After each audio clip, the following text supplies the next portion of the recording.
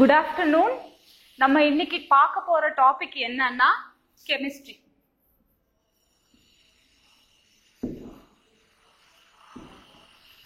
கெமிஸ்ட்ரினாவே video close பண்ணிடலாம் அப்படிங்கிற mind set வரும்ல, பார்க்கவே வேண்டாம் அப்படின்னு. அப்படியெல்லாம் கிடையாது. சும்மா வேற சப்ஜெக்டை நீங்க மாங்குன்னு படிச்சு ஃபுல்லா என்ன சொல்றது, ஒரு 50 கொஸ்டின் கேட்கறாங்கன்னு வச்சுக்கோங்க. நம்ம இதை எடுத்துக்கலாம். ஹிஸ்டரி அண்ட் பாலிட்டில இருந்து நமக்கு 50 கொஸ்டின்ஸ் வருதுன்னு வச்சுக்கோங்க. இப்போ 50 கொஸ்டின்ஸுக்கு நம்ம ஒரு ஒரு 2000 பேஜ் படிக்க ரெடியா இருக்கும். ஆனா ஒரு 15 பேஜ் மட்டுமே படிச்சுட்டு ஒரு 5 கொஸ்டின் கண்டிப்பா வரும். மேக்ஸிமம் 6 கொஸ்டின் 7 கொஸ்டின் கூட கேட்டிருக்காங்க டிஎன்பிஎஸ்சில எல்லாம். இப்போ நம்ம என்ன டாபிக் பார்க்க போறோம் அப்படின்னா, எல்லாருமே காமனா என்ன சொல்றது, சில சீனியர்ஸ் எல்லாம் கேட்டிருப்பீங்க எப்படி படிக்கணும் அப்படின்னு. அவங்க எல்லாருமே சொல்றது என்னன்னா, சயின்ஸ் ஒமிட் பண்ணிருங்க, அதுலயும் கெமிஸ்ட்ரி சுத்தமா படிக்க வேண்டாம் ஏன்னா தெரியாது அப்படின்னு சொல்லிட்டு. அவங்க எல்லாம் பாஸ் பண்ணிட்டாங்களா அப்படின்னா டவுட் தான். அவங்க இன்னும் படிச்சுட்டே தான் இருப்பாங்க 6 இயர்ஸ் 7 இயர்ஸ்ன்னு சொல்லிட்டு. இப்போ நீங்க என்ன பண்ணணும் அப்படின்னா, இதுக்கு போடுற அளவுக்கு எஃபர்ட் போட தேவையில்லை.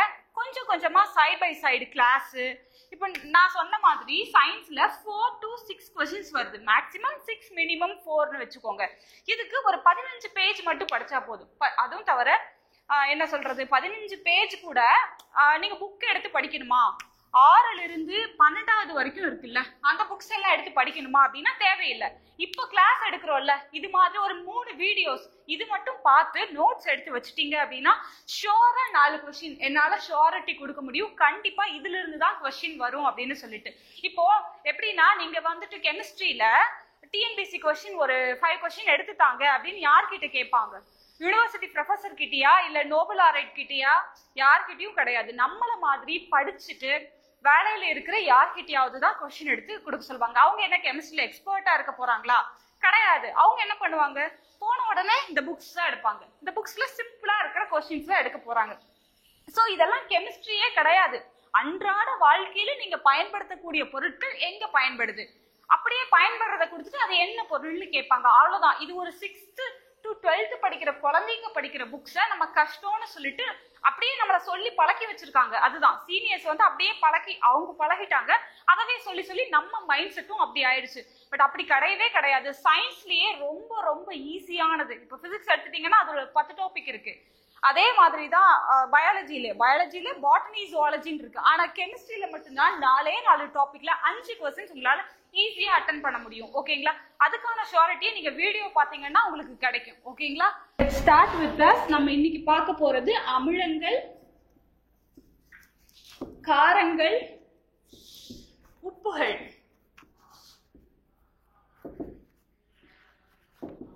ஓகேங்களா? Acid, base, salt.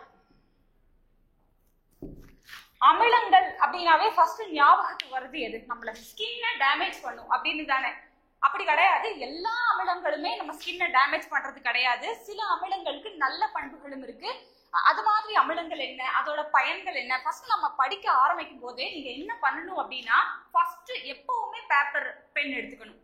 எப்பவுமே அது இல்லாம நீங்க ஒரு வீடியோ பாக்குறீங்க அப்படின்னா தண்ணீர எழுதி விடுற மாதிரி தான். தண்ணி ஃப்ளோ அப்படி தண்ணியில எழுதி விடுறது தெரியுமா? அப்போதைக்கு தெரியும். அது அப்படியே ஃப்ளோ ஆகும்போது மறைஞ்சு போயிடும் இல்லையா, டிஸ்அப்பியர் ஆகிற மாதிரி. நம்ம மெமரியில அப்ப தெரியும், ஓகே இது நமக்கு தெரிஞ்சதுதான் தோணும். தெரிஞ்ச பாயிண்ட்ஸா இருந்தா விட்டுருங்க. தெரியாத ஏதாவது புதுசா நீங்க கத்துக்கிறீங்க அப்படின்னா அதை பென் எடுத்து பேப்பர்ல நோட் பண்ணி வைக்கணும். ஓகேங்களா? ஒரு ப்ராப்பரான நோட் போட்டு நீங்க எல்லாத்தையுமே நோட்ஸ் எடுத்து வச்சீங்கன்னா தான் அதுதான் யூஸ். சும்மா கண்ணால பார்த்துட்டு காதால கேட்டுட்டு போனோம்னா அது வேஸ்ட் தான். ஓகேங்களா? எப்பவுமே பென் அண்ட் பேப்பர் வச்சு எழுதுங்க. ஃபர்ஸ்ட் நம்ம ஒரு டாபிக்கை எடுக்கும் போதே அதை எப்படி படிக்கணும்னா, அப்படின்னா என்ன, இப்ப நம்ம என்னென்ன பார்க்க போறோம்னா, அமிலம் அப்படின்னா என்ன, வாட் இஸ் ஆசிட் அப்படின்னு பார்க்க போறோம். அப்புறம் அதோட டைப்ஸ், வகைகள் பார்க்க போறோம். ஓகேங்களா? அப்படின்னா என்ன, அதோட வகைகள் என்ன, அப்புறம் பண்புகள், ப்ராப்பர்ட்டிஸ் பார்க்க போறோம். ஓகேங்களா? அதுக்கப்புறம் கொள்கைகள் பார்க்க போறோம், அதாவது தியரிஸ் பார்க்க போறோம். ஓகேங்களா? அதுக்கப்புறம் யூசஸ் பார்க்க போறோம். அவ்வளவுதான். இதேதான் இந்த மூணுக்குமே பார்க்க போறோம், ஆசிட்க்கும் பேஸ்க்கும் சால்ட்டுக்கும். ஓகேங்களா? ஃபர்ஸ்ட் அமிலம் அப்படின்னா என்ன அப்படின்னா என்ன சொல்றாங்க அப்படின்னா அமிலம் அப்படிங்கிறது ஒரு ஹைட்ரஜனையாவது பெற்றிருக்க வேண்டும் அப்படின்னு சொல்றாங்க. இப்ப அமிலம் அப்படின்னு எடுத்துக்கிட்டீங்கன்னா இப்ப பாருங்க HCl ஒரு அமிலம். இதுல பாருங்க ஒரு ஹைட்ரஜன் இருக்குல்ல, அப்போ அமிலம் என்பது ஒரு ஹைட்ரஜனையாவது பெற்றிருக்க வேண்டும் அப்படின்னு சொல்றாங்க. இப்போ இது பாருங்க மீத்தேன் CH4 மீத்தேன் அப்ப அமிலம்னு சொல்லிடலாமா? 4 ஹைட்ரஜன் இருக்கு. இது ஒரு ஹைட்ரஜன் இருக்கிறதுக்கே நீங்க அமிலம்னு சொல்றீங்களே, அப்ப இது ரொம்ப ஸ்ட்ராங் ஆசிட்டால இருக்கணும் அப்படின்னு சொல்றீங்களா? கிடையாது. இது வந்துட்டு இடப்பெயர்ச்சி ஆகாத ஹைட்ரஜன். ஓகேங்களா? அப்போ அமிலம் அப்படின்னா என்னன்னு வரையறை கொடுக்குறாங்க அப்படின்னா இடப்பெயர்ச்சி செய்யக்கூடிய ஹைட்ரஜன் அணுக்களை பெற்றிருக்கக்கூடியவை தான் அமிலம். ஓகேங்களா? அப்போ எங்களுக்கு தெரியாதே எப்படி அது இடப்பெயர்ச்சி ஆகும் இடப்பெயர்ச்சி ஆகாது அப்படின்னு எங்களுக்கு தெரியாதே அப்படின்னு கேட்டீங்கன்னா சிலது புக்ல இருக்கு. ஓகேங்களா? அது மட்டுமே படிச்சுக்கிட்டா போதும். இப்போ அதுக்கு எக்ஸாம்பிள் என்ன அப்படின்னா இது H+ ஆவும் மைனஸாவும் பிரியும். அதே மாதிரி H2SO4. ஓகேங்களா? இதுல இருக்கிற 2 ஹைட்ரஜனுமே இடப்பெயர்ச்சி ஆகும். ஓகேங்களா? அதுக்கப்புறம் HNO3 இதுல இருக்கிற ஒரு ஹைட்ரஜன் இடப்பெயர்ச்சி ஆகும். ஓகேங்களா? அப்புறம் COOH அப்படின்னு இருக்கும். இப்படி இது மெத்தில் தொகுதி. ஓகேங்களா? இது கூட ஆசிட் தான். COOH அப்படின்னு வந்துட்டாவே அது அமிலம் தான். ஓகேங்களா? கார்பாக்சிலிக் அமிலம்னு சொல்லுவாங்க. இப்படி சிலதை மட்டும் நீங்க வச்சுக்கோங்க மைண்ட்ல. இது மட்டும் தான் இருக்கு. இதுக்கு பதிலா CH3 போட்டாங்கன்னா அசிடிக் அமிலம் அப்படின்னு சொல்லுவாங்க. H போட்டா ஃபார்மிக் அமிலம்னு சொல்லுவாங்க. நமக்கு இட் டசன்ட் மேட்டர். இப்போ நம்மளோட இது என்னன்னா COOH அப்படின்னு இருந்தா அது அமிலமா அப்படின்னா ஆமா அமிலம் தான். ஓகேங்களா? இப்போ அமிலம் என்றால் என்னன்னு பார்த்துட்டோம். ஓகேங்களா? அமிலம் அப்படின்னு அதுக்கு பேர் எப்படி வந்தது அப்படின்னு பார்க்கலாம். ஓகேங்களா? அமிலம் அப்படிங்கிறது ஒரு லத்தீன் மொழி சொல் அப்படின்னு சொல்றாங்க. அமிலம் என்பது ஒரு லத்தீன் மொழி சொல். அதோட அந்த லத்தீன் மொழியில என்ன அப்படின்னா அசிடஸ் அப்படிங்கிறாங்க. அசிடஸ் என்ற லத்தீன் மொழி சொல்லிலிருந்து பெறப்பட்டது. அப்படின்னா என்ன? What is acidus? What is meaning அப்படின்னு கேட்டீங்கன்னா புளிப்பு அப்படின்னு அர்த்தமா. இதோட மீனிங் புளிப்பு. ஏன் புளிப்புன்னு இதுக்கு பேர் வச்சிருக்காங்க அப்படின்னா இது புளிக்குது, அதனால இதுக்கு புளிப்புன்னு பேர் வச்சிருக்காங்க. ஓகேங்களா? புளிப்பவை எல்லாமே அமிலங்களா அப்படின்னா ஆமா புளிக்கிறது எல்லாமே அமிலங்கள் தான். ஓகேங்களா? சோ இது அமிலம் என்பது எம்மொழி சொல்னு கூட கேட்பாங்க. ஓகேங்களா? அதனால லத்தீன் மொழி சொல் அசிடஸ் அப்படிங்கிற அந்த வார்த்தையோட பொருள் புளிப்பு அப்படிங்கிறது. ஓகேங்களா? இது பெயர் காரணம். இப்ப நம்ம வாட்டர் ஆசிட்னு பார்த்துட்டோம். என்ன பார்த்தோம்? இடப்பெயர்ச்சி செய்யக்கூடிய ஒரு ஹைட்ரஜன் அயனியாவது பெற்றிருக்க வேண்டும். இது நீரில் கரைந்து நீர்ல போடும்போது ஹைட்ரோனியம் அயனியை உருவாக்கணும் அப்படிங்கிறாங்க. Very very important. இது ரிப்பீட்டட் क्वेश्चन. நீரில் ஹைட்ரோனியம் அயனியை உருவாக்கக்கூடியது எது அப்படின்னு கேட்பாங்க. அமிலம், காரம், உப்புகள் எதுவும் இல்லை அப்படின்னு இல்லைன்னா உலோகம் அப்படின்னு ஆப்ஷன் செட் பண்ணுவாங்க. நம்ம என்ன எழுதணும்? அமிலம், நீரில் ஹைட்ரோனியம் அயனி H3O+. இதுக்கு பேர் தான் என்னது? ஹைட்ரோனியம் அயனி. நீரில் ஹைட்ரோனியம் அயனியை உருவாக்குச்சுன்னா அது என்னது? அமிலம். ஓகேங்களா? அமிலம் தான் நீரில் ஹைட்ரோனியம் அயனியை உருவாக்கும். இவ்வளவுதான் அமிலத்தோட டெஃபினிஷன். ஓகேங்களா? அடுத்தது டைப்ஸ். டைப்ஸ் என்ன அப்படின்னா அதை வந்து 4 வகைகளா சொல்றாங்க. எதோட அடிப்படையில அப்படின்னா மூலங்களின் அடிப்படையில். டைப்ஸ் எவ்வளவு இருக்குன்னா 4 வகைகள் இருக்கு.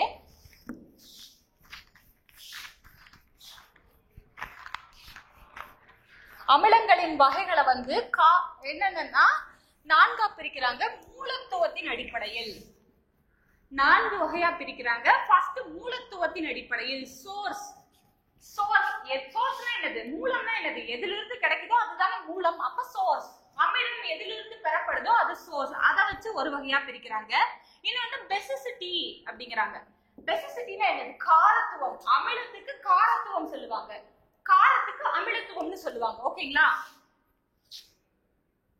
பெசிசிட்டி காரத்துவத்தின் அடிப்படையில், இது மூலத்தின் அடிப்படையில், இது காரத்துவத்தின் அடிப்படையில்.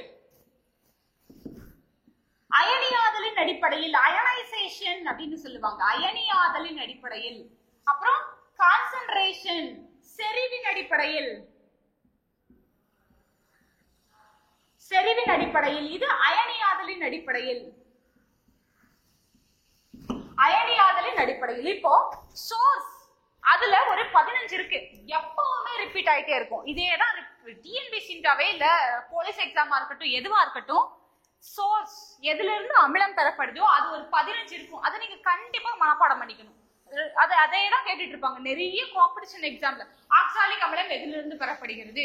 தக்காளி. இந்த கொஸ்டினே நான் ஒரு 4-5 கொஸ்டின் பேப்பர்ல பார்த்துட்டேன். ஓகேங்களா? சோ அதுக்கு மூலம் எதுல இருந்து எது கிடைக்குதுன்னு படிக்கணும். ஓகேங்களா? ஃபர்ஸ்ட் ஃபார்மிக் அமிலம். நீங்க எழுதி வைக்கும் போது இது மாதிரி எழுதி வைக்க கூடாது.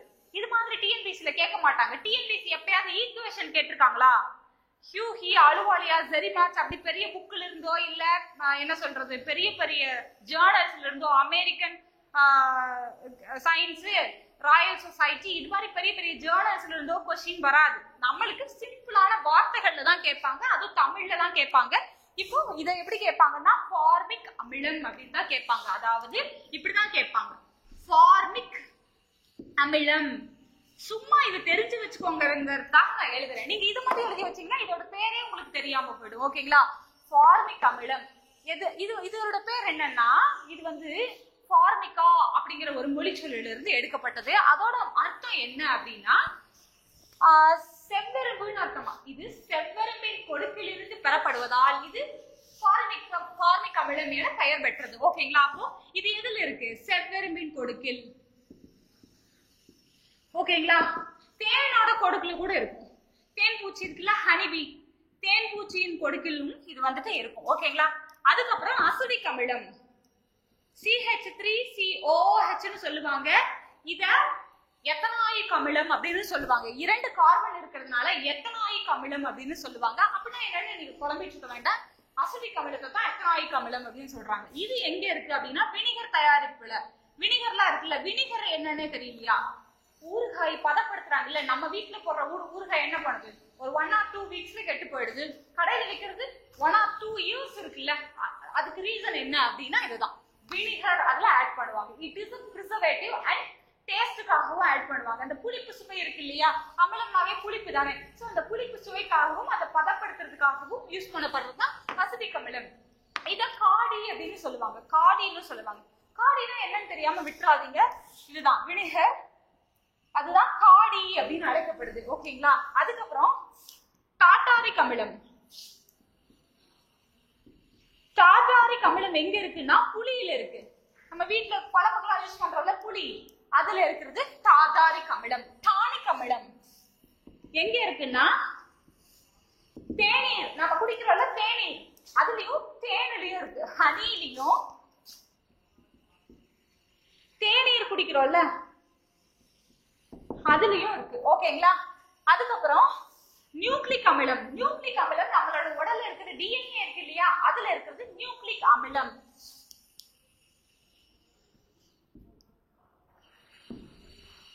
நியூக்ளிக் அமிலம் எதுல இருக்குன்னா டிஎன்ஏல இருக்கு.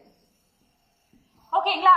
அதுக்கப்புறம் அமினோ அமிலங்கள் அது எதுல இருக்கு அப்படின்னா புரோட்டீன் இருக்குல்ல, புரதம், அதுல இருக்கு. அமினோ அமிலம், அமினோ ஆசிட் அப்படின்னு சொல்லுவாங்க. அது எதுல இருக்குன்னா புரதம்ல இருக்கு.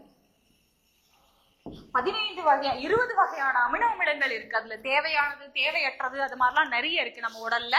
சோ புரதத்துல இருக்கு. அமினோ அமிலங்கள் எங்க காணப்படும் அப்படின்னு பாத்தீங்கன்னா புரதம்ல காணப்படும். அதுக்கப்புறம் ஆக்சாலிக் அமிலம். ஆக்சாலிக் எங்க நம்ம எல்லாருக்குமே வெல் நவ் எங்கே காணப்படுது? தக்காளியில காணப்படுதா? ஆக்சாலிக் அமிலம் எதில் காணப்படும்னா தக்காளியில காணப்படும். இது ரொம்ப நிறைய வாட்டி கேட்ட கொஸ்டின். ஆக்சாலிக் அமிலம் எங்க காணப்படுது? தக்காளியில காணப்படுது. ஓகேங்களா?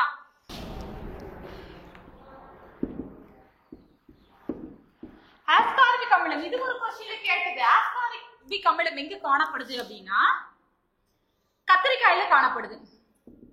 கத்திரிக்காய் இருக்குல்ல, நம்ம யூஸ் பண்ற கத்திரிக்காய் குழம்பு வைக்கிறதுக்கு, சமையல் செய்யறதுக்கெல்லாம் அந்த கத்திரிக்காயில ஆஸ்கார்பிக் அமிலம் இருக்கு. மாம்பழங்கள் இருக்குல்ல, மாம்பழங்கள்லயும் ஆஸ்கார்பிக் அமிலம் இருக்கு. ஓகேங்களா? அதுக்கப்புறம் மாலிக் ஆசிட். மாலிக் அமிலம் எதுல இருக்குன்னா ஆப்பிள்ல இருக்கு. ஆப்பிள்ல மாலிக் அமிலம் இருக்கு.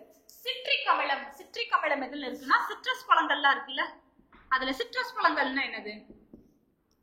ஆரஞ்சு, எலுமிச்சை, இது மாதிரி மிக மிக பிடிக்கும். இந்த கொழுமச்சை எல்லாம் சொல்லுவாங்கல்ல, பிட்டர் ஆரஞ்சு, இப்போ அதுல எல்லாம் வந்துட்டு என்ன இருக்குன்னா சிட்ரிக் அமிலம். லெமன், ஆரஞ்சு, இதுல எல்லாம் வந்து அதெல்லாம் சேர்த்து என்ன சொல்றாங்க அப்படின்னா சிட்ரஸ் பழங்கள் அப்படிங்கிறாங்க. சிட்ரிக் அமிலம் சிட்ரஸ் பழங்கள்ல இருக்கும் அப்படின்னு சொல்றாங்க. ஓகேங்களா? அப்புறம் வந்து HCl வந்து நம்ம வயிற்றுல சுரக்கிற செக்ரீட் ஆகுதுல, உணவு செரிக்கிறதுக்காக நம்மளுக்கு அசிடிட்டி எல்லாம் ஃபீல் பண்றோம்ல சம்டைம்ஸ், அதுக்கு நம்ம மெக்னீசியம் பால்மம்லாம் குடிச்சு நியூட்ரலைஸ் பண்ணுவோம்ல, அதுக்கெல்லாம் எந்த அமிலம் அப்படின்னா HCl. HCl அப்ப எங்க சுரக்குது? வயிற்றில் சுரக்கும் அமிலம் எதுன்னு கேட்பாங்க, HCl. ஓகேங்களா? இதுதான் மேக்சிமம் திரும்ப திரும்ப கேட்டுட்டு இருக்கிறது. அதுக்கப்புறம் கோலிக் அமிலம்னு ஒண்ணு இருக்கு, அது பித்த நீர்ல சுரக்குது. கோலிக் அமிலம், கோலிக் அமிலம் எங்கன்னா பித்த நீர், பித்த நீர்ல சுரக்குது. அப்புறம் லாக்டிக் அமிலம் அப்படின்னு ஒண்ணு இருக்கு, லாக்டிக் அமிலம். அது எதுல இருக்குன்னா பால், தயிர் அதுல எல்லாம் இருக்கு. ஓகேங்களா? அதுக்கப்புறம் பியூட்ரிக் அமிலம் அப்படின்னு ஒண்ணு இருக்கு, பியூட்ரிக் அமிலம். பியூட்ரிக் அமிலம் எங்க இருக்குன்னா கெட்டு போன வெண்ணெய் இருக்குல்ல, அதுல எல்லாம் இருக்கும். அந்த பேட் ஸ்மெல்லுக்கு ஆஃப் பண்றது, அதாவது கெட்டு போன வெண்ணெய். ஓகேங்களா? கெட்டு போன வெண்ணெயில இருக்கிறது பியூட்ரிக் அமிலம். ஓகேங்களா? இதுதான் மேக்சிமம் கேட்டுட்டு இருக்கிறது. உங்க புக்ல இருக்கிறது இதான், ஒரு 15 இருக்கும், அதே தான் ரிப்பீட் ஆகும். அது வந்து சோர்ஸ். ஓகேங்களா? அடுத்தது நம்ம என்ன பார்க்க போறோம்? பெசிசிட்டி, காரத்துவத்தின் அடிப்படையில இது எப்படி பிரிக்கிறாங்க. காரத்துவம்னா என்ன கேள்விப்பட்டு இருக்கீங்களா? காரத்துவம்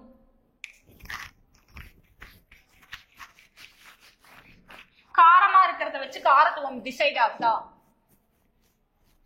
காரத்துவம் அப்படின்னா அதுல இருக்கக்கூடிய இடப்பெயர்ச்சி செய்யக்கூடிய ஹைட்ரஜனின் எண்ணிக்கை தான் என்னது? காரத்துவம் அப்படின்னு சொல்றாங்க. அப்படின்னா என்னது? இடப்பெயர்ச்சி ஆகும் ஹைட்ரஜனின் எண்ணிக்கை தான் காரத்துவம்.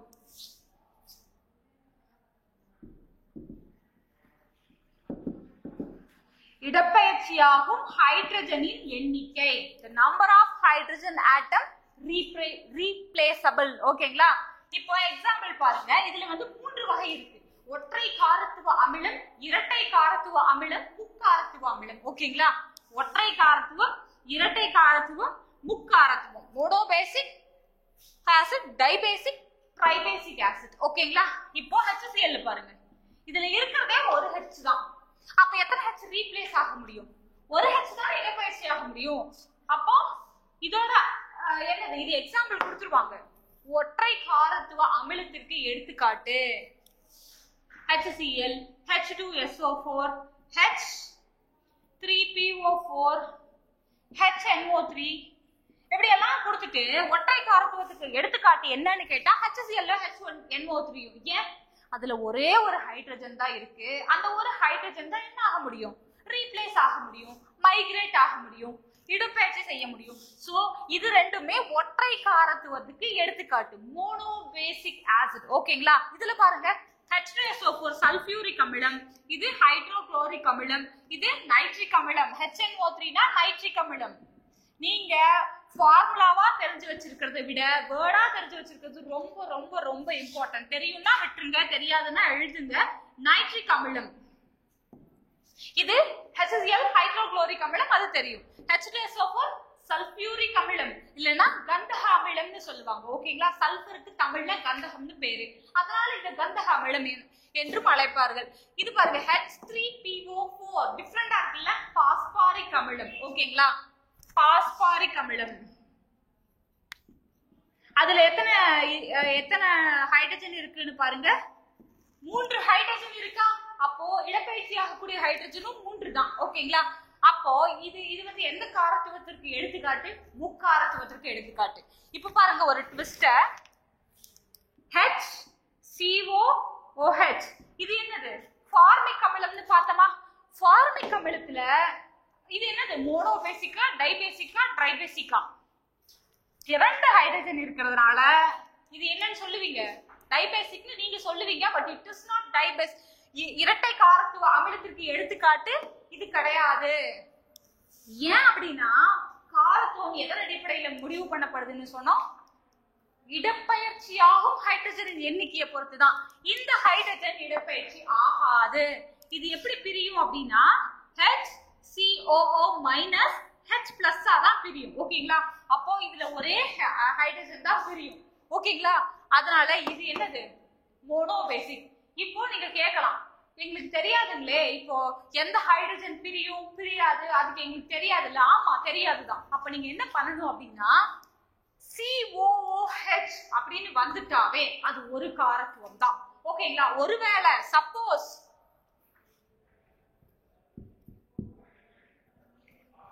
இது என்னன்னு தெரியுங்களா? ஆக்சாலிக் அமிலம். இதுலயும் இருக்கிறத பாருங்க, 2 COOH இருக்கு. அப்ப ஒரு COOH இருந்துச்சுன்னா அது ஒற்றை காரத்துவம், 2 இருக்கிறதுனால இரட்டை காரத்துவம். ஓகேங்களா? இது தவிர வேற எதுவுமே கேட்க மாட்டாங்க. நீங்க தெரிஞ்சுக்க வேண்டியது இந்த ஃபார்மிக் அமிலம் அல்லது அசிடிக் ஆசிட். CH3COOH ஓட இதுவும் என்னதான், காரத்துவமும் என்னதான், ஒண்ணுதான். ஓகேங்களா? OOH அப்படின்னு வந்துட்டாவே அது ஒண்ணுதான். ஒருவேளை OOH 2 இருந்துச்சுன்னா அப்ப இரட்டை காரத்துவம். புரிஞ்சிருச்சுங்களா? அவ்வளவுதான் பேசிசிட்டி. நம்மளுக்கு இப்போ இடப்பெயர்ச்சி ஆகக்கூடிய ஹைட்ரஜனை பொறுத்துதான். இப்ப இது 3 தான் ரொம்ப முக்கியம். ஒற்றை காரத்துவம், 2 இருந்துச்சுன்னா இரட்டை காரத்துவம், 3 இருந்துச்சுன்னா முக்காரத்துவம். எடுத்துக்காட்டு பாஸ்பாரிக் அமிலம், இதுக்கு எடுத்துக்காட்டு சல்பியூரிக் அமிலம் அல்லது கந்தக அமிலம். ஓகேங்களா? அடுத்தது அயனியாதலின் அடிப்படையில். It depends on ionization. அயனியாதல்னா என்னது? அயனியாதல் அப்படின்னா அயன்ஸ் சேர்ந்ததுனால அமிலம். இப்போ HCl H+ அப்படிங்கிற ஒரு அயனியும் Cl- அப்படிங்கிற ஒரு அயனியும் சேர்ந்தது தானே என்னது, ஆசிட். இப்போ அது பிரியறதுக்கு பேர் தான் அயனியாதல். ஓகேங்களா? அயனியாதல்னா நத்திங் பட் அது வந்து அயான்ஸா செப்பரேட் ஆகிறது தான் அயனியாதல். ஓகேங்களா? இப்போ இந்த அயனியாதலின் அடிப்படையில தான் அது ஸ்ட்ராங் ஆசிட்டா வீக் ஆசிட்டான்னு சொல்றாங்க. ஓகேங்களா? நான் சொன்னேன்ல, ஸ்கின் எல்லா அமிலங்களும் டேமேஜ் பண்ணாது. அப்ப எந்த அமிலம் டேமேஜ் பண்ணும் அப்படின்னா ஸ்ட்ராங் ஆசிட் டேமேஜ் பண்ணும். அப்ப ஸ்ட்ராங் ஆசிட் எதை வச்சு டிசைட் ஆகுது அப்படின்னா, கம்ப்ளீட்டா அயனியாச்சுன்னு வச்சுக்கோங்களேன், அது ஸ்ட்ராங் ஆசிட். HCl பாருங்க, H தண்ணியில போடும்போது H+ ஆவும் Cl- ஆவும் பிரிஞ்சிடும். ஓகேங்களா? இப்போ அயனியாதலின் அடிப்படையில் எப்படி பிரிக்கிறாங்க? Strong acid, week acid. இப்போ ஸ்ட்ராங் ஆசிட் என்னன்னு சொன்னோம்? முழுவதும் அயனியுறச் செஞ்சுச்சுன்னா வலிமை, இது என்னது தமிழ்ல, வலிமை மிகு அமிலங்கள், வலிமை குறை அமிலங்கள் அப்படின்னு சொல்லுவாங்க. வலிமை மிகு அமிலங்கள், இது வலிமை குறை. வீக்னாவே வலிமை குறைவா இருக்கிறதான வீக்னு சொல்லுவோம். நீ வீக்கா இருக்கேன்னா நமக்கு வலிமை குறைவா இருக்குதுன்னு சொல்லுவாங்கல்ல, அதான் வலிமை குறை அமிலங்கள், வலிமை மிகு அமிலங்கள். வலிமை மிகு அமிலங்கள் முழுவதும் நீரில் அயனியுறும். இது வந்து என்னது, முழுவதும் அயனியுறும். முழுவதும் அயனியுறும். இது பகுதி அளவு அயனியுறும், பார்ஷியலி அயனைஸ்டு. பகுதி அளவு அயனியுறும். நீரில் முழுவதும் பிரிஞ்சுச்சுன்னா அதுக்கு பேரு வலிமை மிகு. நீர்ல பகுதி அளவு பிரிஞ்சுச்சுன்னா அதுக்கு பேரு வலிமை குறைவு. இதுக்கு எடுத்துக்காட்டு HCl, H2SO4, HNO3. பாருங்க, இதெல்லாமே என்னன்னு சொல்லுவாங்கன்னா இன்ஆர்கானிக் ஆசிட் அப்படின்னு சொல்லுவாங்க. அது என்ன இன்ஆர்கானிக்? கனிம அமிலங்கள்.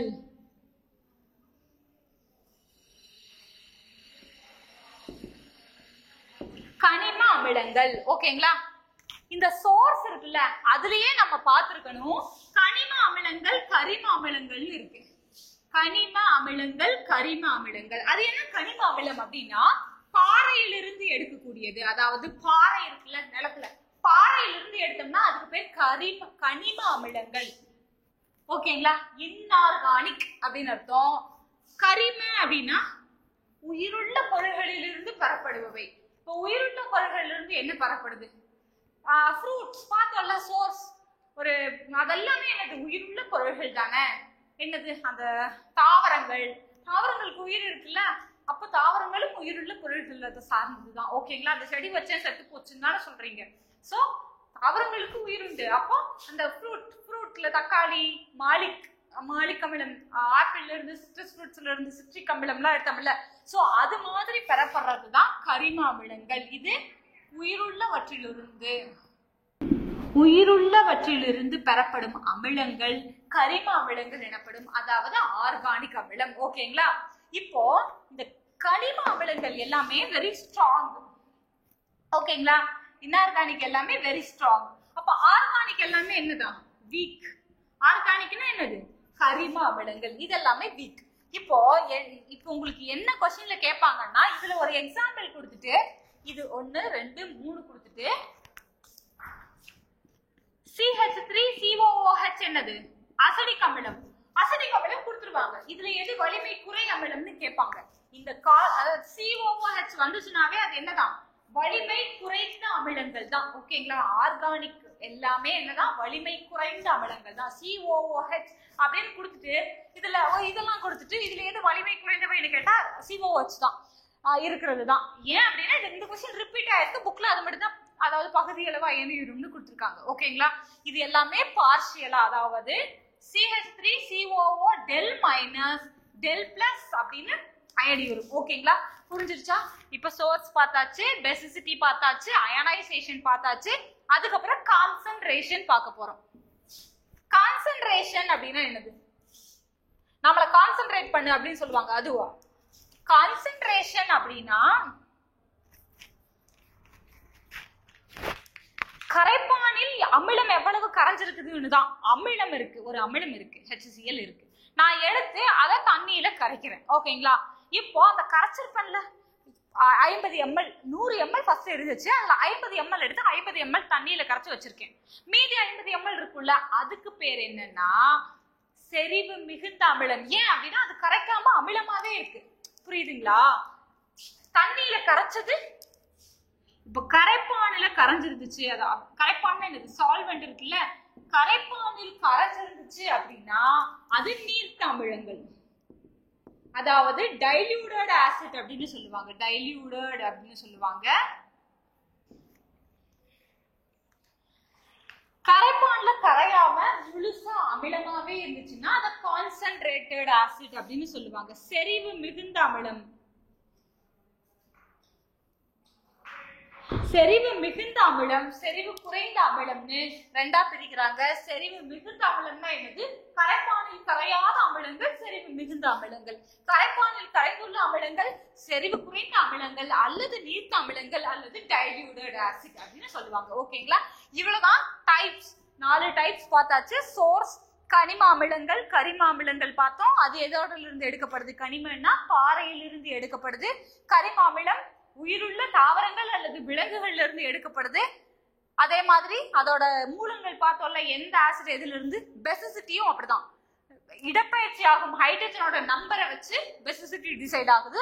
அயனைசேஷன் அது எவ்வளவு அயான்ஸா செப்பரேட் ஆகுதுங்கிறத பொறுத்து 2 strong acid week acid decide ஆச்சு. ஆர்கானிக் ஆசிட் எல்லாம் என்னது? Week acid. இன்ஆர்கானிக் ஆசிட் எல்லாம் ஸ்ட்ராங் ஆசிட்னு பார்த்தோம். கான்சென்ட்ரேஷன் அதாவது செறிவின் அடிப்படையில் எப்படி பார்த்தோம்? கரைப்பானில் கரைஞ்சிருந்துச்சுன்னா அது நீர்த்த அமிலம்னு பார்த்தோம்.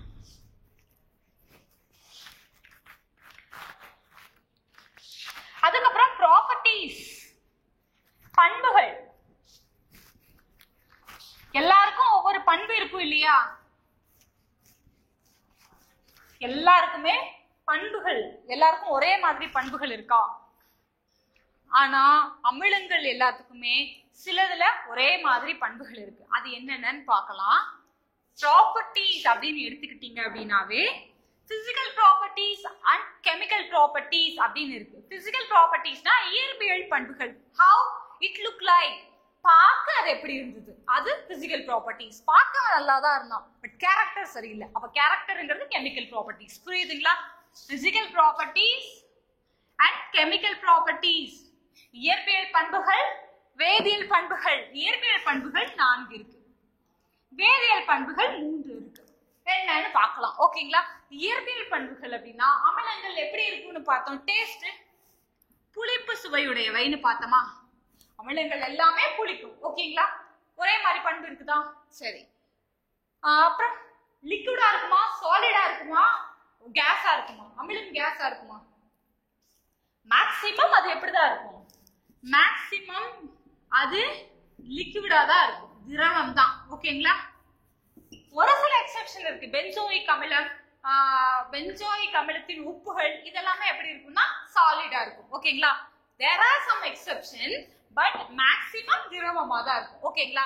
அப்புறம் கலர்லெஸ்ஸா இருக்கும். அமிலம் வந்து நான் பார்த்தனே பிரவுன் கலர்ல இருந்ததே அப்படின்னா அது என்ன அப்படின்னா கண்டாமினேட் ஆயிருக்கும். அதுல ஏதாவது கலந்திருக்கும். அதாவது அது அதோட இயல்பு நிலையை அது இழந்திருக்கும். ஓகேங்களா?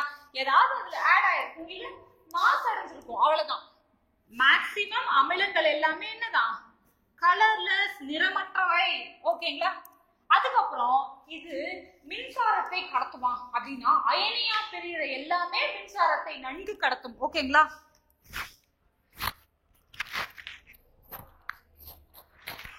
அயனியா பிரிகிற எல்லாமே மின்சாரத்தை நன்கு கடத்தும். it contact electricity. மின்சாரத்தை கடத்தும். அதுவும் எப்படி கடத்தும்? நன்கு கடத்தும். ஓகேங்களா? It is a good electric conductor. ஓகேங்களா? சரி, இது இயற்பியல் பண்புகள். ஓகேங்களா? வேதியியல் பண்புகள் பார்க்கலாம்.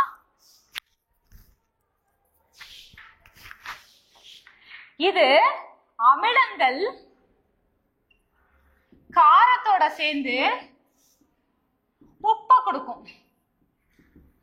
இது எல்லாருக்குமே தெரியும்ல, அமிலமும் காரமும் சேர்ந்தால் உப்பு அப்படின்ட்டு சும்மாவே பழமொழி எல்லாமே இருக்குல்ல. சோ அமிலம் காரத்தோட சேர்ந்து உப்பு கொடுக்கும், பிளஸ் நீரை கொடுக்கும், இது பிளஸ் ஹீட்டையும் கொடுக்கும். இது ஒரு வாட்டி டிஎன்பிசி கொஸ்டின்ல கேட்டிருந்தாங்க. டிஎன்பிசி கொஸ்டின்லயா இருந்தாலும் சரி, எஸ்ஐ கொஸ்டின்ல எல்லாத்துலயுமே காமன் தான். இது காமன் டாபிக், இம்பார்ட்டன்டான உடனடியா படிக்க வேண்டிய டாபிக் இது. கெமிஸ்ட்ரின்னு எடுத்துக்கிட்டாவே ஃபர்ஸ்ட் கவர் பண்ண வேண்டிய டாபிக் இது. அமிலமும் காரம் சேர்ந்து உப்பையும் நீரையும் தரும். ஓகேங்களா? ஒரு வாட்டி உப்பை தரும், நீரை தரும், உப்பையும் நீரையும் தரும், அனைத்தும் அப்படின்னு கொடுத்திருந்தாங்க. என்னது நம்மளுக்கு ஆன்சர்? உப்பையும் நீரையும் தரும். ஓகேங்களா? அடுத்தது ரெண்டாவது, அமிலம் உலோகத்தோட சேர்ந்து, உலோகங்கள் இருக்கு இல்லையா, உலோகத்தோட சேர்ந்து ஹைட்ரஜன் வாயுவை வெளிப்படுத்துமா அப்படின்னா கண்டிப்பா வெளிப்படுத்தும். அமிலங்கள் உலோகத்தோட சேர்ந்து ஹைட்ரஜன் வாயுவை வெளிப்படுத்தும். அந்த ஹைட்ரஜன் வாயு இருக்குல்ல, அது வெளியேறது எப்படி கன்ஃபார்ம் பண்ணலாம்னா, மேட்ச் பாக்ஸ்ல அந்த தீக்குச்சியை எரியிற தீக்குச்சியை பக்கத்துல கொண்டு போனீங்கன்னா அது அணைஞ்சிடும். Due to lack of oxygen supply. ஓகேங்களா? அப்ப ஹைட்ரஜன் வாயு வந்துட்டு இருக்கு அதுல இருந்து அப்படின்னு நம்ம தெரிஞ்சுக்கலாம். ஓகேங்களா? அமிலம் ஒரு இரும்பு எடுத்து போட்டுட்டு அதுக்குள்ள அமிலத்தை ஊத்துனீங்கன்னா அதுல இருந்து ஹைட்ரஜன் வாயு வெளிப்படும். ஓகேங்களா? அதுக்கப்புறம் எல்லா உலோகத்தை போட்டா எத்தனை உலோகங்கள் இருக்கு? 72 உலோகங்கள் இருக்கு. மொத்தம் எத்தனை தனிமங்கள் இருக்கு? 118 தனிமங்கள் இருக்கா தனிம வரிசை அட்டவணையில? அப்போ அந்த 72 உலோகமுமே ஹைட்ரஜன் வாயுவை அமிலத்தோட சேர்ந்து வெளிப்படுத்துமா அப்படின்னா there are two exception. என்னன்னா சில்வரும் காப்பரும். வெள்ளியும் காப்பரும் ஹைட்ரஜன் வாயுவை அமிலத்துடன் சேர்ந்து வெளிப்படுத்தாது. இது மட்டும் நீங்க நல்லா ஞாபகம் வச்சுக்கோங்க. என்னது? அமிலத்துடன் சேர்ந்து ஹைட்ரஜன் வாயுவை வெளிப்படுத்தாத உலோகம் அப்படின்னு சொல்லிட்டு 4 ஆப்ஷன் கொடுத்துருவாங்க. கோல்டு, வெள்ளி, பிளாட்டினம், பல்லேடியம்னு கொடுத்துருவாங்க. அத வெள்ளி வெளிப்படுத்தாது, அல்லது ஆப்ஷன்ல காப்பர் வச்சிருந்தாலும் கரெக்ட் தான். ஓகேங்களா? அதுக்கப்புறம் அமிலங்கள் கார்பனேட், அதாவது கார்பனேட் உப்புகளுடன் சேர்ந்து, இது வந்து ஒரு மெட்டல்னு வச்சுக்கோங்க, கார்பனேட் உப்புகளுடன் சேர்ந்து கார்பன் டை ஆக்சைடை வெளிப்படுத்தும், கார்பன் டை ஆக்சைடு வாயுவை வெளிப்படுத்தும். ஓகேங்களா? இப்போ இங்க எழுதுறேன் பாருங்க. CO2 கார்பனேட், அமிலமும் கார்பனேட் உப்புகளும் சேர்ந்து CO2 வாயுவை வெளிப்படுத்தும். அதை எப்படி கன்ஃபார்ம் பண்ணலாம் அப்படின்னா, CO2 வாயு தெளிந்த சுண்ணாம்பு நீரை பால் போல் மாற்றும் அப்படின்னு சின்ன வயசுல இருந்தே படிச்சிருக்கோம்ல. தெளிந்த சுண்ணாம்பு நீரை பால் போல் மாற்றும் அப்படின்னு. அது என்னன்னா அமிலமும் உலோக கார்பனேட்டுகளும் சேர்ந்துதான் அந்த CO2 வாயுவை வெளிப்படுத்துது. It is a gas. ஓகேங்களா? பிசிக்கல் அண்ட் கெமிக்கல் ப்ராப்பர்ட்டி அவ்வளவுதான். பிசிக்கல்னா புளிப்பு, திரவமா இருக்கும், நிறமற்றவையா இருக்கும், மின்சாரத்தை நன்கு கடத்தும், இட் கண்டக்ட் எலக்ட்ரிசிட்டி. அப்புறம் கெமிக்கல் ப்ராப்பர்ட்டிஸ் வேதி பண்பு என்னன்னா காரத்தோட சேர்ந்து உப்பையும் நீரையும் வெப்பத்தையும் வெளிப்படுத்தும், உலோகத்தோட சேர்ந்து ஹைட்ரஜன் வாயுவை வெளிப்படுத்தும். ஹைட்ரஜன் வாயுவை வெளிப்படுத்தாத 2 உலோகங்கள் வெள்ளி, காப்பர். உலோக கார்பனேட்டுகளுடன் அமிலம் சேர்ந்து கார்பன் டை ஆக்சைடு வாயுவை வெளிப்படுத்தும். ஓகேங்களா? அவ்வளவுதான் பண்புகள். ஓகேவா? அதுக்கப்புறம் தியரி. என்ன தியரினா? என்னன்னா தியரியா படிக்கணுமா அப்படின்னா, ரிசர்ச் பண்ணி சில சயின்டிஸ்ட், வேதியியலாளர்களோ அல்லது வேற ஏதாவது சயின்டிஸ்ட், ஓகேங்களா, இயற்பியலாளரா இருக்கட்டும், வேதியியலாளரா இருக்கட்டும், அவங்க ரிசர்ச் பண்ணி அமிலம்னா இதுதான்ப்பா, காரம்னா இதுதான்ப்பான்னு சில கொள்கைகளை கொடுத்திருப்பாங்க. Very famous 4 scientist. அதான் இங்க பத்தி படிக்க போறோம். என்ன சொன்னாங்க அப்படிங்கறத பத்தி படிக்க போறோம். 4 தியரி. ஓகேங்களா? Very very important theory. ஒன்னு அர்கீனியஸ் தியரி, 2வது லாரி பிரான்ஸ்டட் தியரி, 3வது லக்ஸ்பிளட் தியரி, 4வது லூயிஸ் தியரி. ஓகேங்களா? அர்கீனியஸ் ரொம்ப கேள்விப்பட்டவரா? Arrhenius first.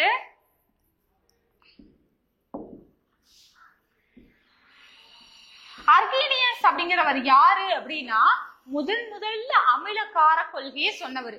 அமிலம்னா இதான்ப்பா, காரம்னா இதான்ப்பான்னு ஃபர்ஸ்ட் கொள்கையை வகுத்தவரே அர்கீனியஸ் தான். அதனால அவரை ஃபர்ஸ்ட் செலிப்ரேட் பண்றோம்.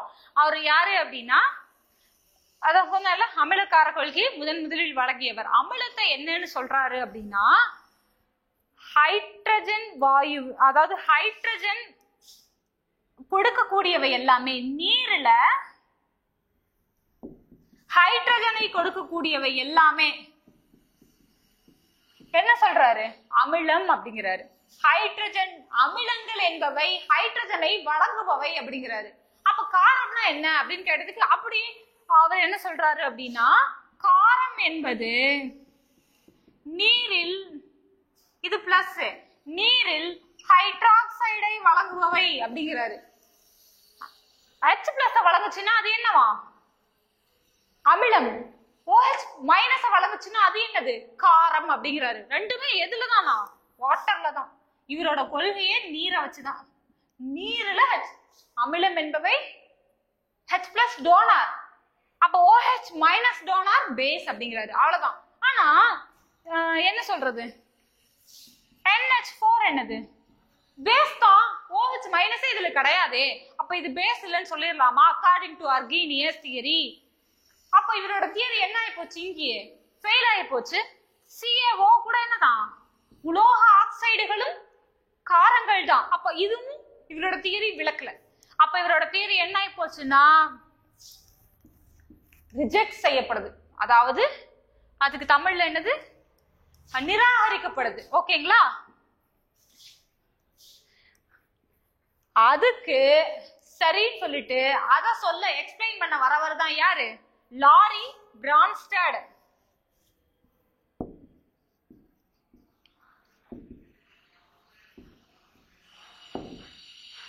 லாரி பிரான்ஸ்டட் தியரி 2வது. அவர் என்ன சொல்றாருன்னா, அர்கீனியஸ் சொன்னது கரெக்ட். அமிலம் அப்படிங்கிறது என்னவா? H+ அயனியை வழங்குபவை, புரோட்டானை வழங்குபவை அமிலம் அப்படின்னு இவரும் ஒத்துக்கிறாரு. இது கரெக்டா? எது தப்புன்னு சொன்னாரு? OH- வழங்குறது காரம். அப்ப ஏன் இது காரம் கிடையாதா அப்படின்னு கேட்கறதுக்கு தானே இவர் விளக்க வராரு. இவர் என்ன சொல்றாரு அப்படின்னா, அமிலம் எப்படி புரோட்டானை வழங்குதோ காரம் புரோட்டானை ஏற்றுக்கொள்ளும் அப்படிங்கிறாரு. புரியுதுங்களா? ஆசிட் அப்படிங்கிறது H+ டோனார். அப்ப பேஸ் என்னது? H+ acceptor. புரோட்டானை ஏற்றுக்கொள்பவை காரங்கள் அப்படிங்கிறாரு. அப்ப இது புரோட்டானை ஏற்றுக்குமா அப்படின்னா ஆமா. என்னது? NH3 ஒரு புரோட்டானை வாங்கிட்டு அம்மோனியமா மாறும். புரியுதுங்களா? அப்ப இது என்னாச்சு? ஒரு ஹைட்ரஜன் அக்செப்ட் பண்ணிக்கிச்சா? அப்ப இது according to Lowry Bronsted theory பேஸா நிரூபிச்சிருச்சா? அப்ப இது வெரி இம்பார்ட்டன்ட். இவரோட கொள்கைப்படி அமிலங்கள் புரோட்டானை வழங்குபவை, காரங்கள் புரோட்டானை ஏற்றுக்கொள்பவை. ஓகேங்களா? அவ்வளவுதான். அப்புறம் இன்னொரு தியரி சொல்றாரு. இது ஒரு வாட்டி குரூப் 1ல கேட்டிருந்தாங்க. இணை காரம் எது அப்படின்னு சொல்லிட்டு ஒரு ஈக்குவேஷன் கொடுத்துட்டு இதுல எது இணை காரம்னு கேட்டாங்க. ரொம்ப என்ன சொல்றது, அது குரூப் 1 ஸ்டாண்டர்ட்ல ஒரு டெபுட்டி கலெக்டருக்கும் டிஎஸ்பிக்கும் கண்டிப்பா தெரிஞ்சிருக்கணும் இல்லையா? அதனால ஒரு என்னது சயின்ஸ், பேசிக் சயின்ஸ் தெரிஞ்சிருக்கணும் இல்லையா? அது கொஞ்சம் டெப்தா இருந்தது. அது கேட்பாங்களா அப்படின்னு நம்மளுக்கு தெரியல, பட் கேட்டுட்டாங்க ஒரு எக்ஸாம்ல. ஸோ அதுவும் டிஎன்பிசிங்கிறதுனால நாம படிக்கிறோம். ஓகேங்களா? இணை கார கொள்கை, இணை அமிலக்கார கொள்கை, கான்ஜுகேட்டட் ஆசிட் பேஸ் தியரி அப்படின்னு சொல்லுவாங்க. அது என்ன கான்ஜுகேட்டட் ஆசிட் பேஸ் தியரி அப்படின்னா, வாங்க HCl பிளஸ் H2O இருக்குன்னு வச்சுக்கோங்க. HCl நீர்ல கரைஞ்சு என்ன அயனியை உருவாக்கும்? ஹைட்ரோனியம் அயனியை உருவாக்குமா? H3O பிளஸ் உருவாக்குமா? ஓகேங்களா? அப்புறம் என்னது இது பண்ணும்? குளோரின் அயான் ரிலீஸ் பண்ணுமா? தனியா உள்ள இந்த குளோரின் அயான் Cl. அப்போ இந்த ஹைட்ரோனியம் அயன் இருக்குல்ல, இது திரும்ப இது ரிவர்ஸ் ஆச்சுன்னா நினைச்சு பாருங்க. HCl அந்த Cl-க்கு எதுதான் H இந்த இடத்த டொனேட் பண்ணி ஆகணும்?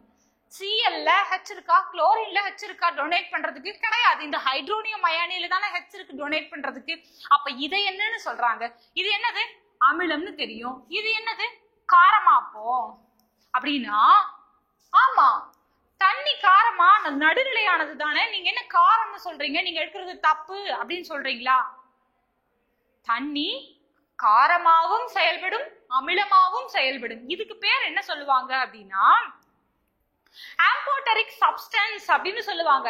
இது வந்து ஒரு பச்சோந்தி மாதிரி, அது அந்த மீடியத்துக்கு தகுந்த மாதிரி ஆக்ட் பண்ணிக்கும். ஓகேங்களா? தண்ணிக்கு அந்த ஒரு பண்பு இருக்கு.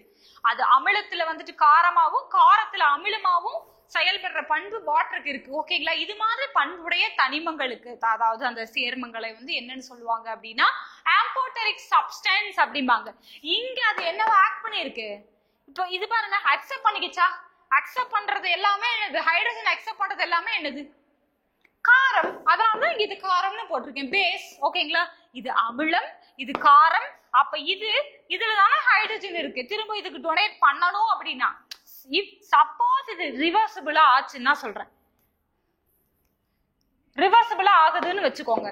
அப்போ இதுதானே ஹைட்ரஜன் அயனியை Cl-க்கு இங்க வழங்கி ஆகணும். அப்ப இதை என்னன்னு சொல்றாங்கன்னா கான்ஜுகேட்டட் ஆசிட், இத கான்ஜுகேட்டட் பேஸ் அப்படிங்கிறாங்க. இது இணை காரம், இணை அமிலம், இணை காரம், இணை அமிலம். இது இணை காரம், கான்ஜுகேட்டட் பேஸ். ஓகேங்களா? புரியுதா? இப்போ இது நார்மலான ரியாக்ஷன். இது H+ கொடுக்கறதுனால அமிலம், இது H+ வாங்கிக்கிறதுனால காரம். இதுல H கிடையாது கொடுக்கறதுக்கு, இதுதான் H இதுக்கு கொடுத்து ஆகணும். அடுத்து அப்படியே இது ரிவர்ஸ் ஆச்சுன்னா அப்ப இது என்னன்னு சொல்றாங்கன்னா H+ கொடுக்கறதுனால இணை அமிலம், இணைஞ்சிருக்கிற ஹைட்ரஜனை கொடுக்குது, அதனால இணை அமிலம். இதுகிட்ட இருந்ததை திரும்ப வாங்கிக்குது, அதனால இணை காரம். அவ்வளவுதான். இதுதான் வந்து என்னது? இணை அமிலக்கார கொள்கை, கான்ஜுகேட்டட் ஆசிட் பேஸ் தியரி. யாரு சொன்னது அப்படின்னு கேட்பாங்க. Lorry Brønsted. அடுத்தது லக்ஸ்பிளாட் அப்படின்னு ஒருத்தர் சொல்ல வர்றாரு. இவர் எதை விளக்கிட்டு போயிட்டாரு? அம்மோனியா ஏன் பேஸ்ன்னு சொல்றோம்னு விளக்கிட்டு போயிட்டாருல்ல. அடுத்தது மெட்டல், உலோக ஆக்சைடுகள். ஃபர்ஸ்ட் என்ன பார்த்தோம்? அர்கீனியஸ். அடுத்தது லாரி பிரான்ஸ்டட். அதுக்கப்புறம் லக்ஸ்பிளாட். லக்ஸ்பிளாட் அப்படிங்கிற ஒருத்தர் வராரு. அவர் என்ன சொல்றாரு அப்படின்னா ஆக்சைடு அயனிகளை ஏற்றுக்கொள்பவை அமிலம் அப்படிங்கிறாரு. ஆக்சைடு அயான் அக்செப்டார் அப்படிங்கிறாரு. ஆக்சைடு அயனிகளை ஏற்றுக்கொள்பவை அமிலமா? அக்செப்டார். ஆசிட் வந்து அக்செப்டார். எது? ஆக்சைடு அயனிய. அப்ப பேஸ் ஆக்சைடு அயனி டோனார் அப்படிங்கிறாரு. வழங்குபவை கொடுத்துச்சுன்னா எக்ஸாம்பிள் பாருங்க. CaO என்னன்னு பார்த்தோம்? உலோக ஆக்சைடு. C என்னது? கால்சியம். ஒரு உலோகமா, மெட்டலா, ஆக்சைடு. ஓகேங்களா? இப்போ அது SiO2ல CaSiO3ன்னு மாறிடும். இப்போ இந்த O எங்க போயிருச்சு? இதுக்கு வந்துருச்சா? அப்ப அப்ப இது என்ன ஆச்சு? டோனாரா? அப்ப இது என்னது? பேஸ். இது என்னது? வாங்கிக்கிட்டதுனால ஆசிட். புரியுதுங்களா? அப்ப அக்செப்டார் ஆசிட். ஆக்சைடை இது ஏத்துக்குச்சா? இது CA வந்து கொடுத்துருச்சா? அப்ப இது பேஸ். இததான் வந்துட்டு லக்ஸ்லட் சொன்னாரு. ஓகேங்களா? நோட் பண்ணி வச்சுக்கோங்க. இது எல்லாமே லூயிஸ் கொள்கை. ரொம்ப ரொம்ப ரொம்ப ரொம்ப முக்கியமான கொள்கை.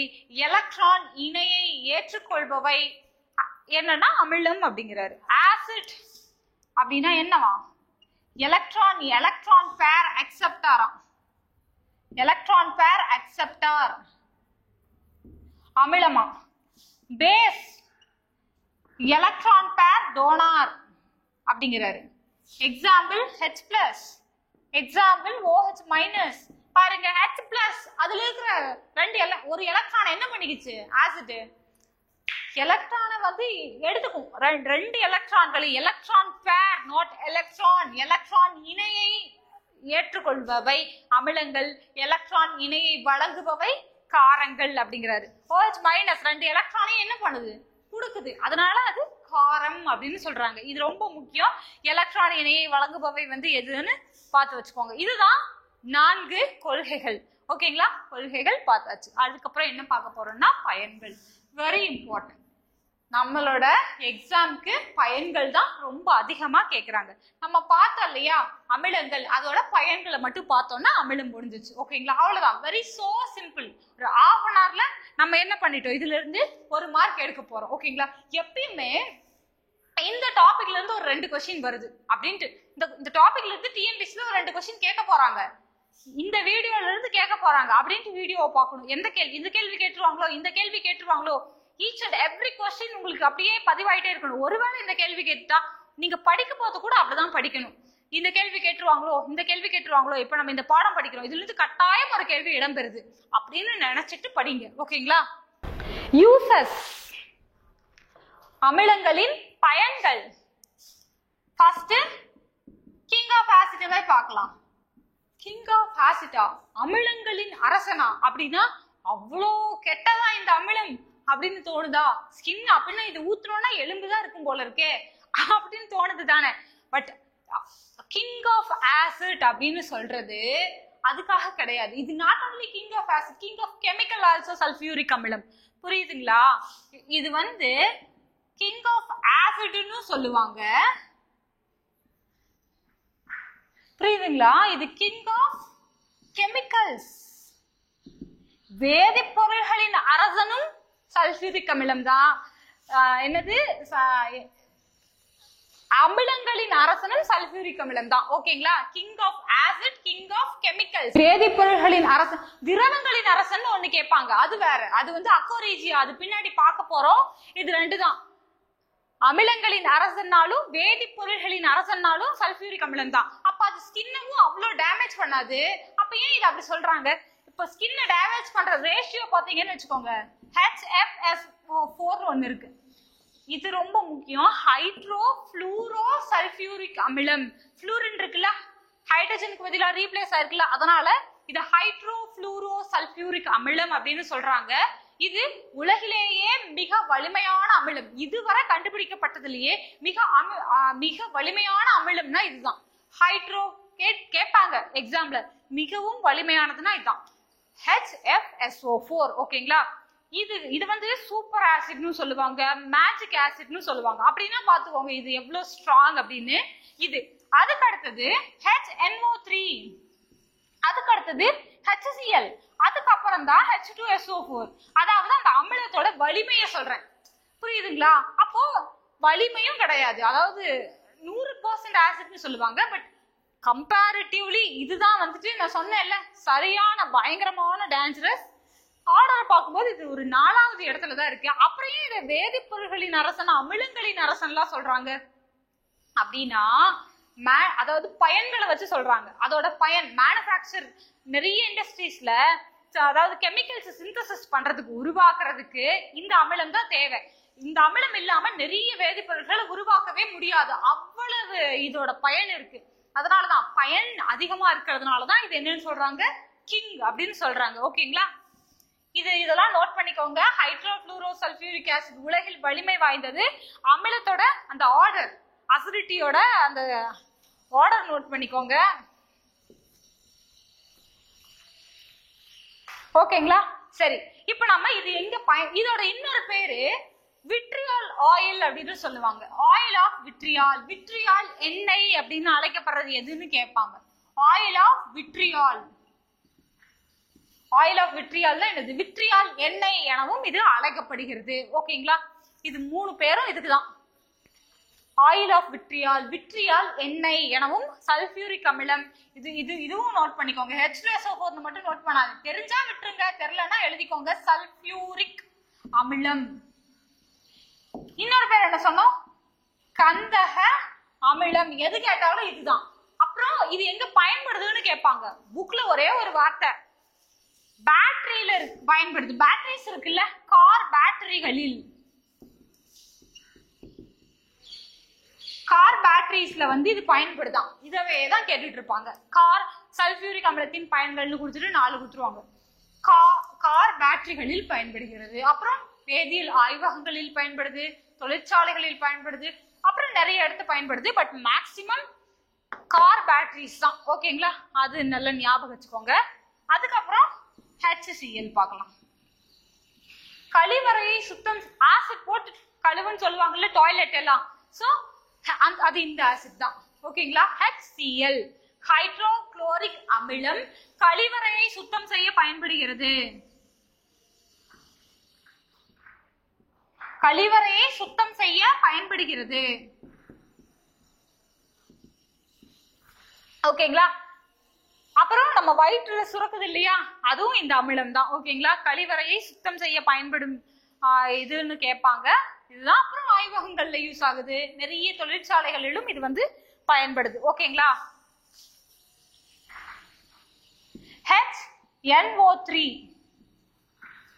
நைட்ரிக் அமிலம். நைட்ரிக் அமிலம் எங்க யூஸ் ஆகுது அப்படின்னா, அம்மோனியம் நைட்ரேட் அப்படிங்கிற ஒரு உரம் தயாரிக்க, நைட்ரஜன் உரம் சொல்லுவாங்கல்ல, நைட்ரஜன் உரம் NPK, நைட்ரஜன் பாஸ்பரஸ் பொட்டாசியம், இது முழுசா இருந்தாதான் அது முழு உரம்னு அழைக்கப்படும். கம்ப்ளீட் என்ன சொல்றது, கம்ப்ளீட் ஃபர்டிலைசர் அப்படின்னா என்னது, நைட்ரஜன் கண்டிப்பா அதுல இருக்கணும்ல. அந்த நைட்ரஜன் உரங்கள் எல்லாம் சிந்தசிஸ் பண்றதுக்கு, மேனுஃபேக்சர் பண்றதுக்கு இந்த நைட்ரிக் அமிலம் உதவுது. அம்மோனியம் நைட்ரேட், அது மாதிரி நிறைய அம்மோனியம் உரங்கள் உற்பத்தி பண்றதுக்கு நைட்ரிக் அமிலம் பயன்படுது. முடி சாயம் இருக்குல்ல, ஹேர் டைஸ், அதெல்லாம் பயன்படுறதுக்கு முடி சாயம். அப்புறம் நிறைய வண்ணங்கள், இந்த கலர்ஸ் எல்லாம் இருக்குல்ல, இந்த ஸ்கெட்ச் பென்சில் மாதிரி அந்த கலர்ஸ், அது எல்லாமே வண்ணங்கள்.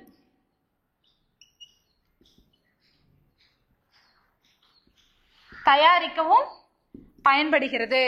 ஓகேங்களா? மெயினா உரம் தயாரிக்க, முடி சாயம் தயாரிக்க, வண்ணங்கள் தயாரிக்க. அப்புறம் இதுவும் ஆய்வகங்கள்லயும் பயன்படுத்துவாங்க. அப்புறம் இன்னொன்னு முக்கியமானது ராஜதிரவம், அக்வாரீஜியா. அது என்னது ராஜதிரவம்? அது என்ன, திரவங்களுக்கு என்ன தலைவனா அப்படின்னு கேட்டா, ஆமா, it is a king of liquid, திரவங்களின் அரசன், ராஜதிரவம். அக்வாரீஜியா எனவும் அழைக்கப்படுகிறது. அக்வாரீஜியா அப்படின்னா என்னது, இது ஒரு தனி ஆசிடா அப்படின்னா, இது ஒரு தனி ஆசிட் கிடையாது. HCl-ம் HNO3-ம் சேர்ந்ததுதான். அது என்ன விகிதத்துல சேர்ந்திருக்கிறதுங்கிறது தான் இங்க கொஸ்டினா கேட்பாங்க. HCl3யும் HNO3 1. ஓகேங்களா? மாத்தி மாத்தி கொடுத்துருவாங்க. இது 1, இது 3ன்னு சொல்லுவாங்க, இல்ல 2ன்னு சொல்லுவாங்க. மாத்தி மாத்தி கொடுத்துட்டு ராஜ திரவத்தின் ரேஷியோ கேட்பாங்க. 3 HCl, 1 ரேஷியோ HNO3 சேர்ந்ததுதான் ராஜ திரவம் என அழைக்கப்படுகிறது. இது கிங் ஆஃப் லிக்விட் எனவும் அழைக்கப்படுகிறது. திரவங்களின் அரசன், அமிலங்களின் அரசன் கிடையாது, திரவங்களின் அரசன்.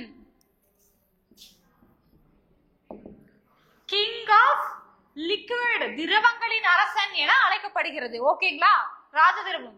இதோட ஸ்பெஷல் கேரக்டர் என்ன அப்படின்னா, மெட்டல்ஸ் இருக்குல்ல, உலோகங்கள், எல்லா உலோகங்களுமே அமிலத்துல கரையும். முக்கியமா இந்த HCl கரையும், HNO3 கரையும். ரெண்டு மட்டும் தங்கமும் வெள்ளியும் மட்டும் HCl கரையாது, HNO3 கரையாது. அப்ப இது ரெண்டும் எதுலதான் கரையும்னா இது இந்த ராஜ திரவத்துல மட்டும்தான், ரெண்டோட கலவையில தான் கரையும். வேற எதுலயாவது கரையுமானா கரையாது. அப்போ இதுல கரையாத இரண்டே உலோகங்கள் தங்கமும் வெள்ளியும், கோல்டும் சில்வரும். எதுலதான் கரையும்? அக்வா ரீஜியால தான் கரையும். அது இந்த ரேஷியோல தான் கரையும். இதுல மட்டும்தான் கரையும். ஓகேங்களா? வேற என்னன்னா இதோட கொதிநிலை, ராஜ திரவத்தோட கொதிநிலை 108 டிகிரி செல்சியஸ். ஓகேங்களா? இது இது ஒரு லத்தீன் மொழிச்சொல். ஓகேங்களா? இது ஒரு லத்தீன் மொழிச்சொல். அதான் இதோட இது என்னன்னா அரசன், திரவங்களின் அரசன் அப்படிங்கிற ஒரு பொருள் படுறது. அப்புறம் இது ஒரு திரவம் தான். ஆரஞ்சு நிறத்திரம், ஆரஞ்சு மஞ்சள் நிறமுடைய புகையுடன் கூடிய திரவம்.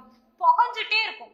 இப்போ ஒரு லிக்விட் இருக்கு, அதுல இருந்து என்ன புகையா வந்துட்டு இருக்கு அப்படின்னா, ஆமா இது அதோட நேச்சரே அதுதான். ஓகேங்களா? அது ஏதோ தீப்பிடிக்க போகுது அப்படியெல்லாம் கிடையாது. அதோட நேச்சரே அப்படிதான். ஆரஞ்சு மஞ்சள் நிறமுடைய புகையுடன் கூடிய திரவம். ஓகேங்களா? இவ்வளவுதான். அதுக்கு அடுத்தது என்ன பார்க்க போறோம்னா டார்டாரிக் அமிலம். டார்டாரிக் அமிலம் எதுல இருக்குன்னு பார்த்தோம், புளியில இருக்குன்னு பார்த்தோமா?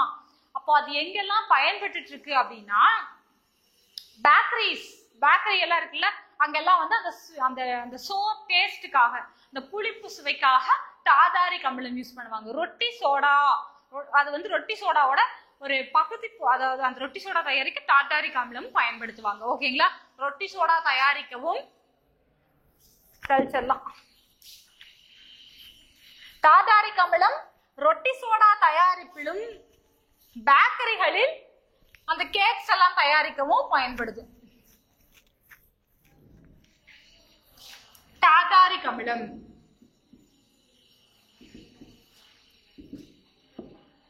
பேக்கரிஸ்லயும் ரொட்டி சோடாவின் பகுதி பொருள் ரொட்டி சோடா தயாரிக்கவும் பயன்படுது. ஓகேங்களா? இது டார்டாரிக் ஆசிட். பென்சாயிக் அமிலம் அப்படின்னு ஒண்ணு இருக்கு. பென்சாயிக் அமிலம் இது என்ன அப்படின்னா உணவு பதப்படுத்தி. இப்போ நம்ம ஒரு உணவு செஞ்சோம்னா அது மதியத்துக்கே சம்டைம்ஸ் கெட்டுரும், வெயில்னால, இல்ல நைட்டு கெட்டுரும். ஆனா அப்போ பாத்தீங்கன்னா இந்த ஃபிளைட் இதெல்லாம் எப்படி கெடாம இருக்கு அப்படின்னா இந்த பென்சாயிக் அமிலம் போட்டிருப்பாங்க. இது ஒரு உணவு பதப்படுத்தி. இப்ப கேக்ஸ் எல்லாமே இருக்குல்ல, கெட்டு போகாம ரொம்ப நாள் இருக்குல்ல, சோ அதுக்கு எல்லாமே காரணம் என்னன்னா இதுதான், இந்த பென்சாயிக் அமிலம் அதுல போடுறதுதான். ஓகேங்களா? அதுக்கப்புறம் ஊறுகாய் பதப்படுத்தி, ஊறுகாய் பதப்படுத்தவும் இது பயன்படுது. அப்புறம் அந்த அசிடிக் அமிலம் ஒண்ணு பார்த்தோம்ல, வினிகர், காடி அப்படின்லாம், அதுவும் இது தயாரிக்க பயன்படுது. அசிடிக் அமிலம் இதுவும் இது ரெண்டுமே உணவை பதப்படுத்துறதுலயும் ஊறுகாய பதப்படுத்த அசிடிக் அமிலம் மெயினா பயன்படுது. ஓகேங்களா? இதுதான் அமிலங்களோட. அப்புறம் மற்ற அமிலம் எல்லாம் நிறைய எல்லாமே பயன் இருக்கு. பட் உங்களுக்கு மெயினா புக்ஸ்ல இருக்கிறது இதுதான். ஓகேங்களா? அப்புறம் கார்பானிக் அமிலம்னு ஒண்ணு இருக்கு. கார்பானிக் அமிலம் அது என்ன? கார்பானிக் அமிலம்னா ஏரேட்டட் ட்ரிங்க்ஸ்ல எல்லாம் யூஸ் பண்ணுவாங்க. ஒரு செவனப் இருக்கு, நல்லா ஷேக் பண்ணிட்டு ஓபன் பண்ணா என்ன ஆகும்? செவனப் உள்ள இருக்குமா? ஃபுல்லா பொங்கி வெளியே வந்துரும்ல.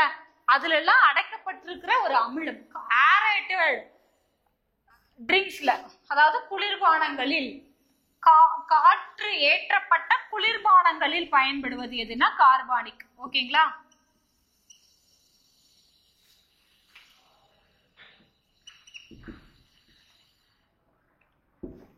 ட்ரிங்கிங் பெவரேஜஸ்ல எல்லாம் கார்பானிக் அமிலம். அப்புறம் மெயினா ஆக்சாலிக் அமிலம்.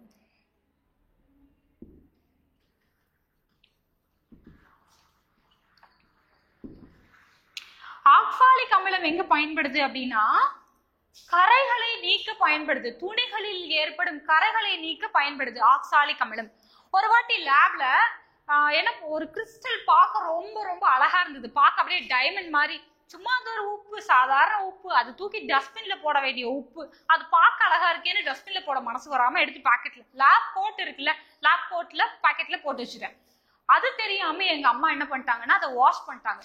வாஷ் பண்ண உடனே அது என்ன கலர்னா ப்ரௌன் கலர் அப்படியே ஆயிடுச்சு. அந்த லேப் கோட்டோட அந்த இதுல அந்த பாக்கெட்ல ஆயிடுச்சு ப்ரௌன் கலர். அது ஒரு மாதிரி என்ன சொல்றது, நல்லாவே இல்லைல்ல. கோட்ல வந்துட்டு ஒரு மாதிரி கரை அது போகவே இல்லை. நான் எல்லா டிடர்ஜென்ட்டும் போட்டு பார்த்தாச்சு, எந்த டிடர்ஜென்ட்டுமே அந்த கரையை நீக்கவே இல்லை. புக்ஸ்ல என்ன போட்டிருந்தது அப்படின்னா ஆக்சாலிக் அமிலம் கரைகளை நீக்கும்னு போட்டிருந்தது. லேப்ல ஆக்சாலிக் அமிலம் நிறைய இருக்கு. ஸோ நான் என்ன பண்ணிட்டேன்னா ஆக்சாலிக் அமிலத்தை எடுத்து அதே பாக்கெட்ல கொஞ்சம் போட்டு வச்சுட்டேன். அப்புறம் வீட்டுக்கு வந்து அம்மா தெரியாம பார்க்காம திரும்பவும் அதை துவைச்சிட்டாங்க. பார்த்தா ஃபுல்லா கரையே போயிருச்சு. அப்போ உண்மையாவே புக்ல டிடர்ஜென்ட் ஆட்ல போறது எல்லாமே போய் புக்ல இருக்கிறது தான் உண்மைன்னு அப்பதான் தெரிஞ்சது. ஆக்சாலிக் அமிலம் துணிகளில் உள்ள கரைகளை நீக்க பயன்படுகிறது. அப்புறம் மரச்சாமான்கள் இருக்குல்ல, அதையெல்லாம் தூய்மைப்படுத்த பயன்படுது. துணிகளில் கரையை நீக்கி அப்புறம் எழுதி வச்சுக்கோங்க, மரச்சாமான்களை தூய்மைப்படுத்த எந்த அமிலம் பயன்படுது அப்படின்னா ஆக்சாலிக் அமிலம். ஓகேங்களா, இவ்வளவுதான். அதுக்கப்புறம்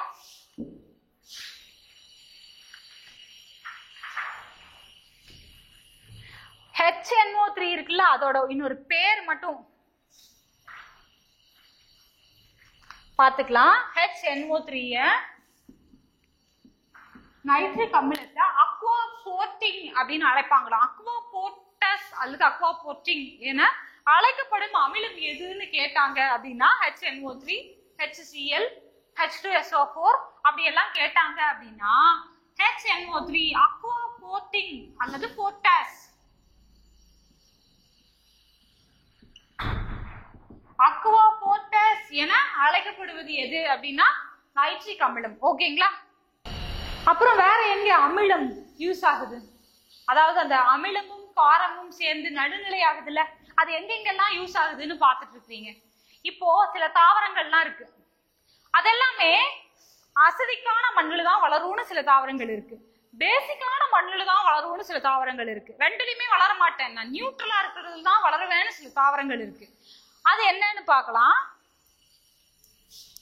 அமிலம் ஆசிட்ல என்ன வளருது அப்படின்னா அரிசி இருக்கு இல்லையா, அது அதாவது அரிசினா என்னது, நெல் இருக்குல்ல, நெல் எதுல வளரும் அப்படின்னா அமில மண்ணுல தான் வளருமா. மண்ணு வந்து அசிடிக்கா இருக்கணுமா.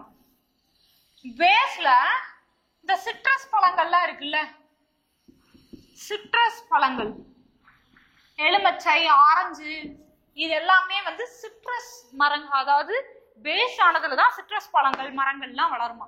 காரமா இருக்கணுமா மண்ணு. இது அரிசி அமிலமா இருக்கணும். பாத்துக்கோங்க, ஆசிட் அரிசி அமிலம், அமிலம் ஞாபகம் வச்சுக்கோங்க, அமிலம் அரிசி. ஓகேங்களா.